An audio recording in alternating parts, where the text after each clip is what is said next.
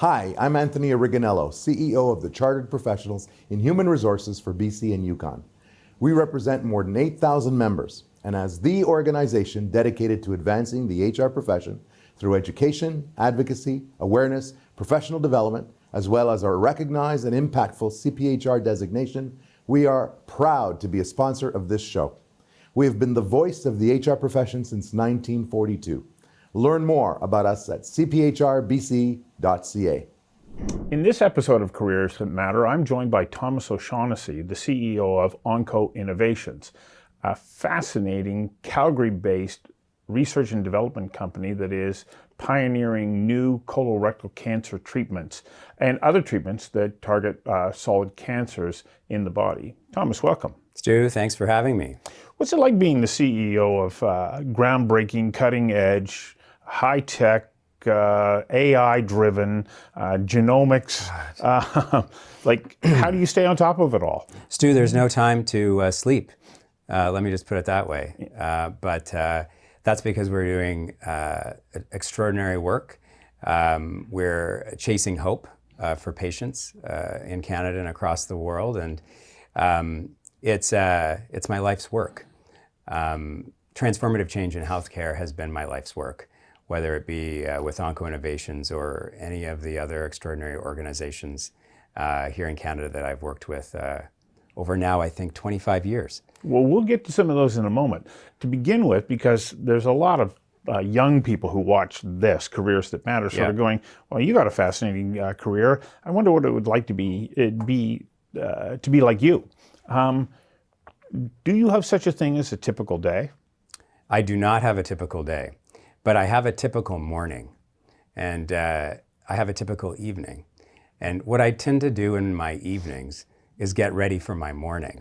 And it tends to be quite late, but I spend every morning, and I've done this for about 15 years, maybe even longer, with meditation and with a cardiovascular workout.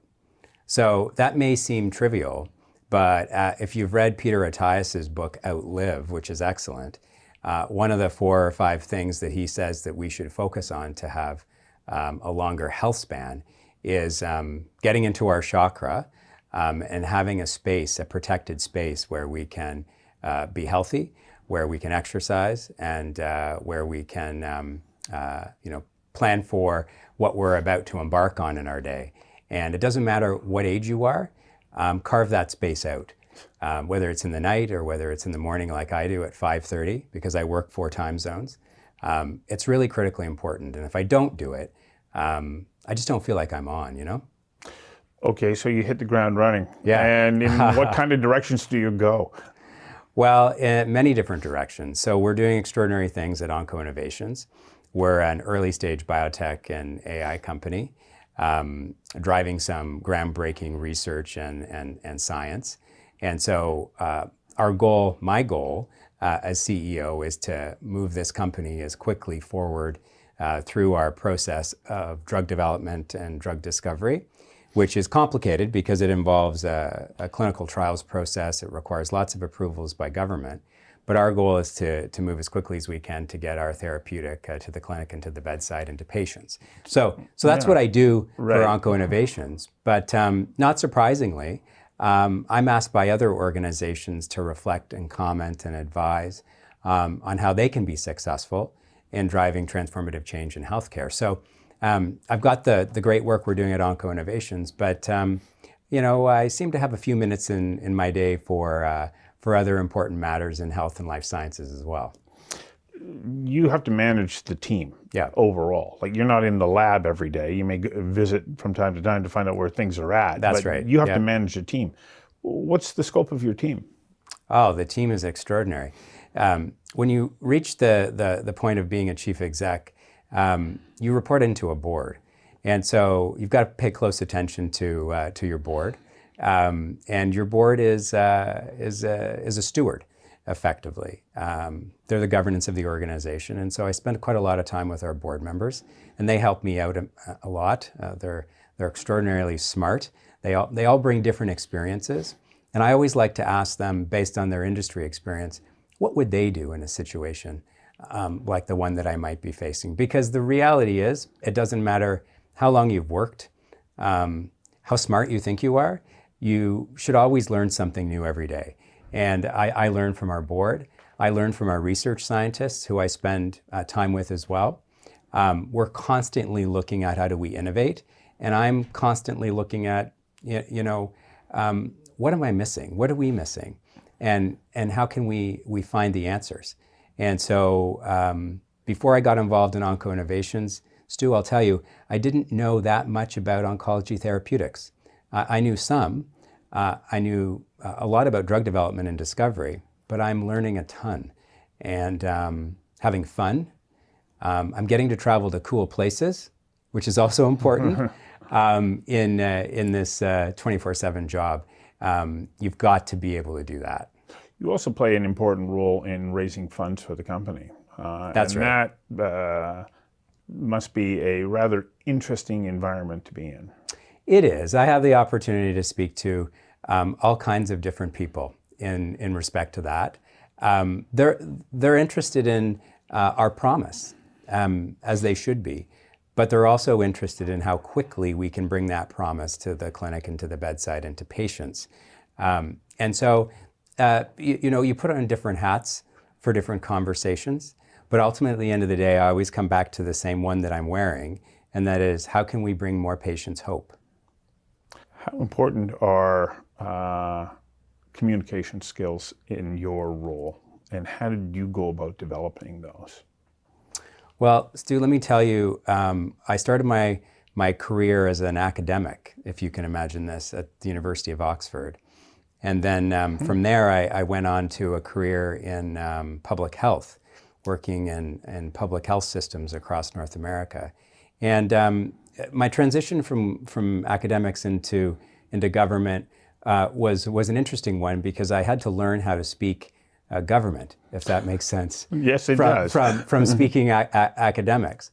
And then I moved into a career in professional services, where I had to sometimes speak government, but learn how to perhaps bring brevity and precision to communications and to language. And that has served me well. As now I'm running a biotech company and an AI company, and having to distill complicated science and research into straightforward terms. Being clear is very important. And I think I'm a lot clearer now than I was maybe when I was in government. Okay, I got to go back to, you said you were at Oxford, teaching at Oxford. How did that happen? I was a student at Oxford, and a graduate student. What were you studying? Social policy. Oh, I see the connection. Yeah, that's right. That's right. So the birthplace of the welfare state, the United Kingdom. Yeah. And so I was associated with the Department of Social Policy and Social Work. Did extraordinary work there. I had convinced myself that I was going to teach. And so I began a dissertation process that was quite lengthy, quite involved. And if you know what, Stu, if I'd got to the end of it, I'll tell you, I would be making an impact, but I had a desire to make an impact even quicker. So that's what brought me back to Canada to work in a capacity within the Cabinet Office in the Ontario government. And provincially. Provincially, yeah. And the government at the time was reinvigorating its focus on policy through an initiative called Policy Matters. And so that's what I was all about. How could I actually make an impact through policy, through strategy, more quickly? So that's what brought me into government.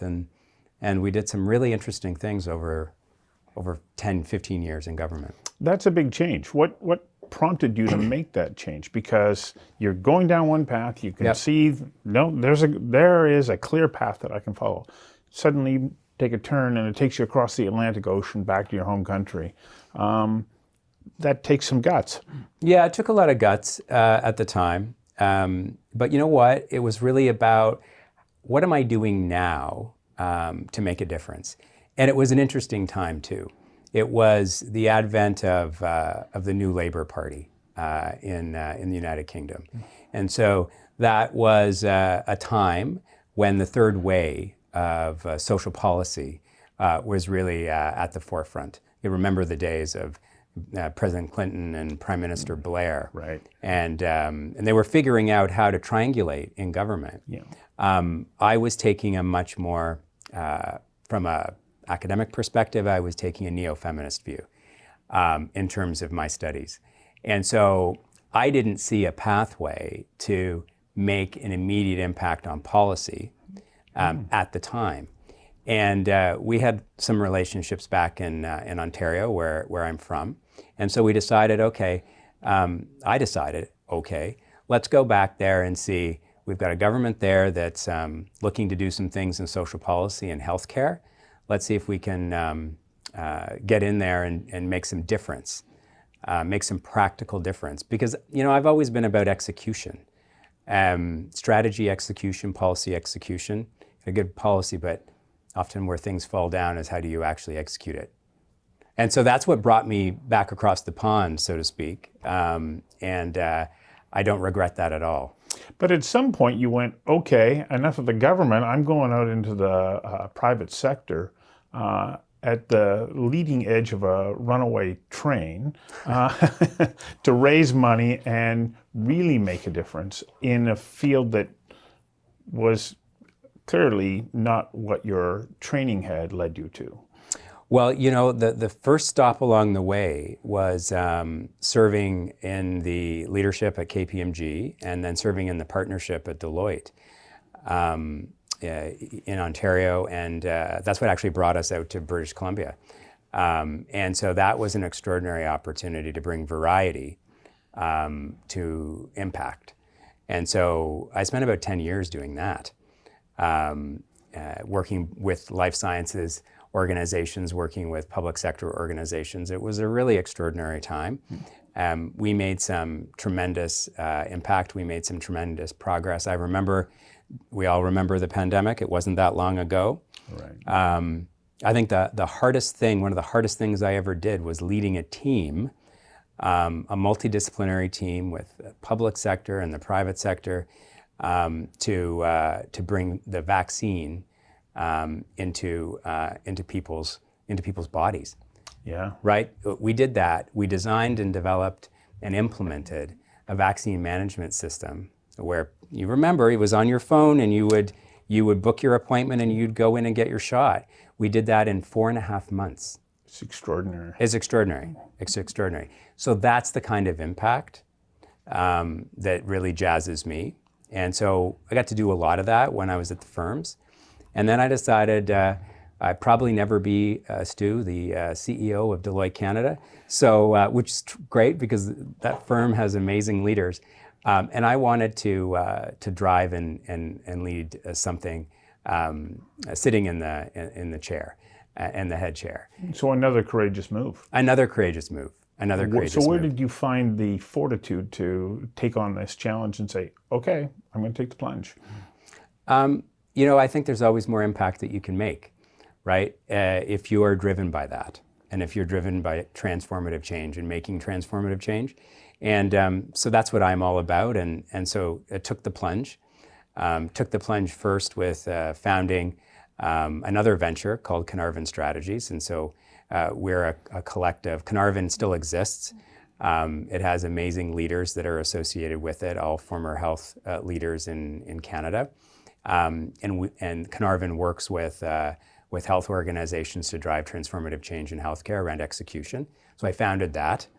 And then I had always been interested in drug development and drug discovery because of some of the work that I had done in the firms. And so that's when I was approached to look at this research. And so, Stu, I have to tell you, there were multiple papers, academic papers that I hadn't read, that kind of quality of academic paper on PNKP inhibitors, which is the novel research from the University of Alberta Cancer Institute that underpins Onco Innovations. So I spent an enormous amount of time, actually I spent the summer reading research papers, talking to the scientists, and learning about this thing because I needed to understand and appreciate the scientific foundation to determine if I could take my energy and my drive and do something with it. And so I obviously made the decision that I could. I said to my partners, keep going.